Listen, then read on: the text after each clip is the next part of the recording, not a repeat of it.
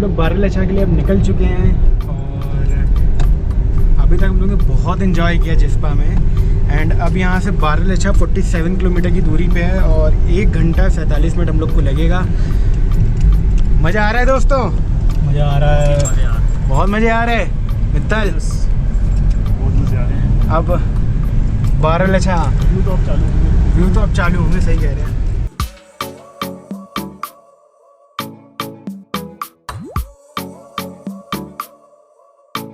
जो अभी हम लोग ने ब्रिज पार किया है दोस्तों, वो हिमाचल का सबसे लंबा ब्रिज है और डारचा ब्रिज से बोलते हैं। हालांकि जिस्पा के जस्ट बाद में ही ब्रिज है, यहाँ से डारचा वे स्टार्ट हो जाता है। तो अभी बहुत मज़े आ रहे हैं दोस्तों। तो एक बार जयकारे के साथ बारहलच्छा चलते हैं। हर हर महादेव, जय बालाजी महाराज की जय।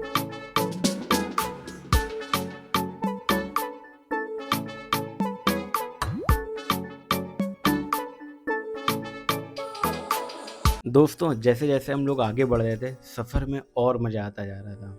ये जो अभी रास्ता आप देख रहे हैं, ये शिंकुला पास का रास्ता है और बारहलच्छा से 500 फीट ऊंचाई पे शिंकुला पास पड़ता है। और अभी हम लोग जो जिस रूट पे हैं, ये है लेह मनाली हाईवे। तो रूट ओपन होता है, ये वाला रूट ओपन होता है दोस्तों अप्रैल में।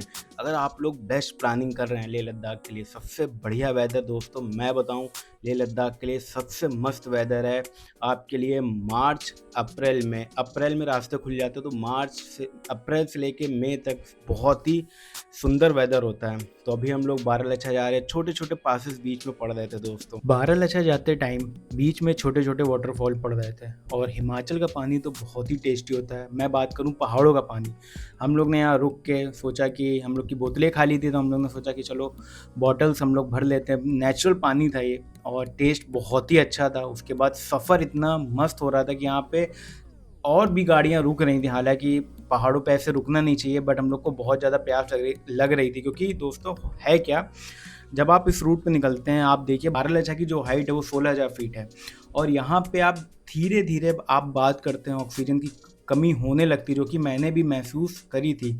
आप तेज़ नहीं बोल सकते, आप भाग नहीं सकते, आपको बहुत स्लोली चलना है। आप अभी इस समय जैसे वीडियो में देख रहे हैं, रास्ते में यहाँ पे हमें दीपक ताल मिला था।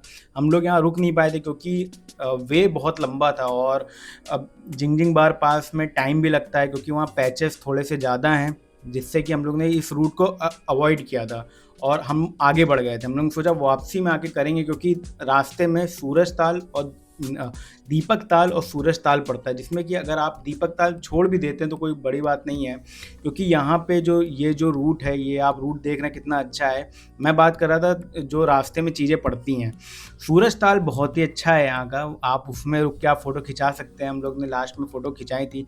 रास्ता बहुत ही सुंदर है दोस्तों। अभी हम लोग बारहलच्छा की ओर बढ़ रहे हैं और यकीन मानिए यहाँ के रास्ते अपने आप में किसी सपने से कम नहीं। एक तरफ ऊंचे ऊंचे पहाड़, दूसरी तरफ गहरी घाटियाँ और बीच से निकलता यह घुमावदार रास्ता हर मोड़ पर नज़ारे दिखा रहा है। जितना ऊपर चढ़ते जा रहे हैं उतनी हवा ठंडी और हल्की होती जा रही है। रास्ते में छोटे छोटे पानी के झरने, बर्फ़ के टीले, खुला आसमान, सब कुछ मिलकर इस सफ़र को और भी खास बना देता है। कभी लगता है जैसे बादल हमारे बराबर चल रहे हैं और कभी ऐसा लगता है जैसे आसमान को छू लेंगे। अभी हम पास तक नहीं पहुँचे हैं, लेकिन यहाँ तक का सफ़र इतना खूबसूरत है कि थकान बिल्कुल महसूस नहीं होती। रास्ते बहुत ही सुंदर हैं दोस्तों।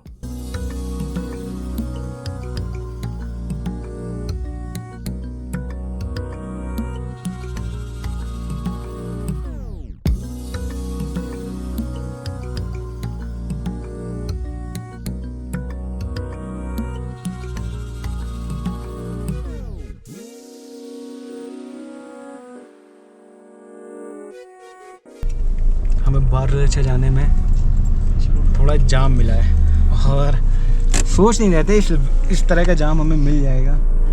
माइंड में तो था कि हाँ मिल सकता है, बट सोचा नहीं था। जाम है, इतना जाम है कि दही जम जाए कतई। खुल गया भैया, जाम खुल गया। जिंगजिंग बार से पहले हम लोग को मिला ट्रैफिक और ये ट्रैफिक इतना लंबा हो गया था कि वापसी आते समय हम लोग यहाँ से 4 से 5 घंटे फंस गए थे क्योंकि ओवर क्रॉसिंग हो गई थी वाटर की, और जिसकी वजह से यहाँ के लोगों ने बहुत ही हेल्प करी हमारी भी। एंड जिस तरह से उन्होंने ट्रैफिक ओपन करवाया, बहुत ही अच्छा काम किया था।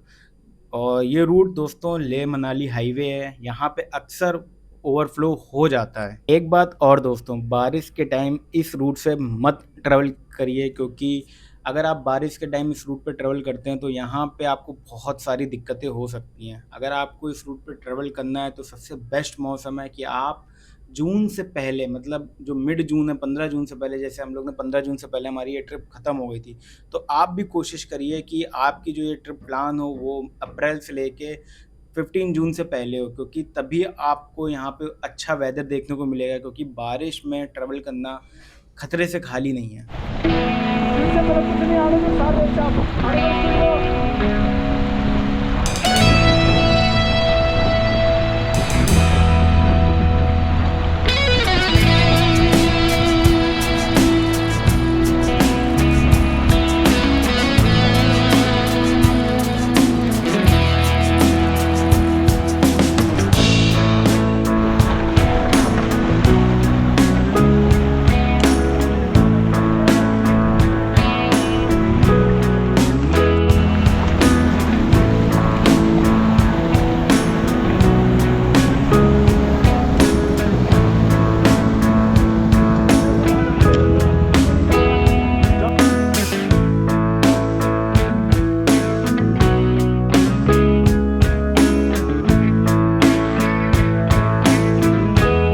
दोस्तों जन्नत देखनी है, आओ दिखाते हैं। बारालाचा का सफ़र सच में एक अलग ही अनुभव है।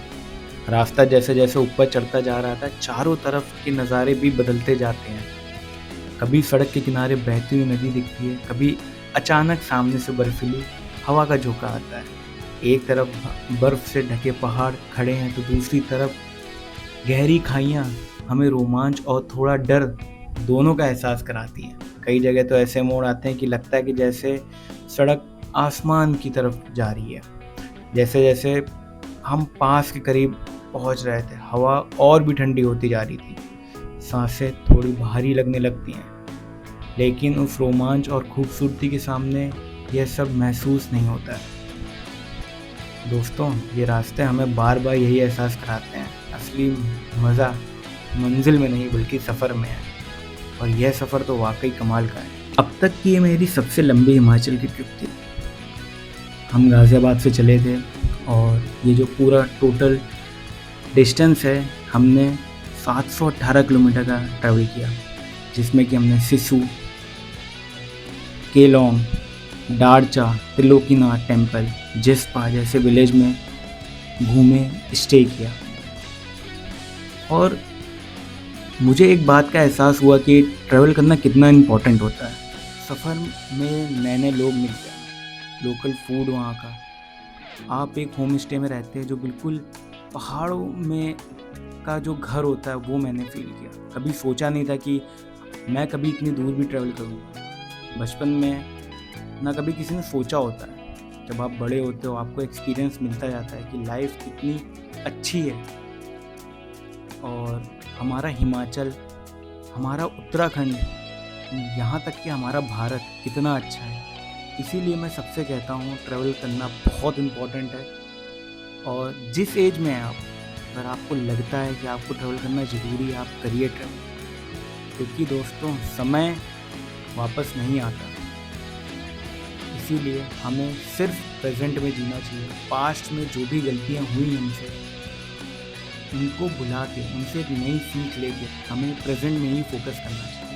फ्यूचर में तो किसी को पता ही नहीं है कि क्या होना है, क्या होगा, तो हम लोग फ्यूचर की भी सोच के अपना प्रेजेंट ख़राब कर देते हैं। मेरी लाइफ में भी कई ऐसे फेज़ आए थे जहाँ पर मैं बहुत ज़्यादा निराश हुआ था, बट मैंने सोचा यार छोड़ो, फालतू चीज़ों पे ध्यान नहीं देना है, सिर्फ अपनी लाइफ में फोकस करना है और जो लाइफ है उसको जीना है। समय एक बार चला गया, वो दोबारा नहीं आता है। इसीलिए मैं कहता हूँ ट्रैवल करो और प्रेजेंट में जियो। खुश रहना बहुत ज़्यादा इम्पोर्टेंट है दोस्तों। अभी आप जो हमारे सामने नज़ारे देख रहे हैं, इतने सुंदर नज़ारे थे ये यार, मैं तो ऐसा फील कर रहा था कि बस जन्नत का गेट ओपन होने वाला है। मतलब अगर मैं कहूँ फ़र्क क्या है तो शायद फ़र्क यही होता होगा। ऐसा फ़ील कर रहा था यार कि मैं सच में सपना देख रहा हूँ कि अभी मेरे को मेरी मम्मी एक तमाचा मारेंगी, उठा देंगी, चल उठ जा, ऑफ़िस नहीं जाना क्या तुझे? पर ये मेरी ड्रीम ट्रिप थी। कैसा एक्सपीरियंस रहा है दोस्तों अभी तक? हाँ?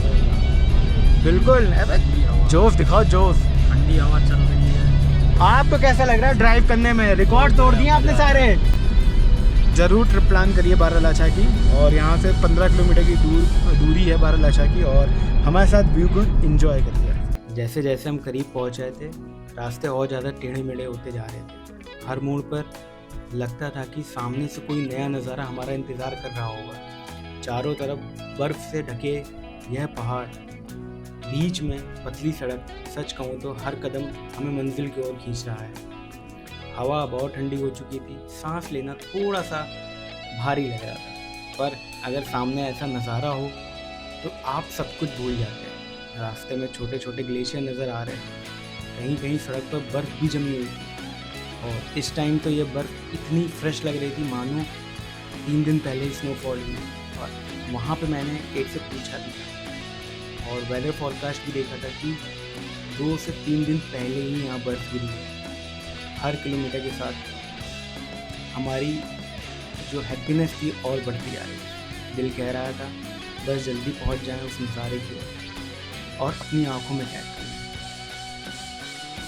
अब ज़्यादा दूर नहीं था, रास्ते ऐसे फील आ रहे थे कि जैसे मैं अपनी आँखों में ये नज़ारे कैद कर लूँ। मैंने कैमरे से मैं इस नज़ारे की खूबसूरती बयान नहीं कर सकता। जो मेरे सामने नज़ारे थे, ऐसा फील आ रहा था कि बस आंखें बंद करूं और यहीं बैठ जाऊं। मतलब उस जगह को मैंने अपनी सांसों से फील किया था। बंद आंखें से मैंने उस नज़ारे को देखा था, जो मुझे हर पल एक कुछ वो कहना चाह रहे थे कि जैसे मानो यही है और बस यही है।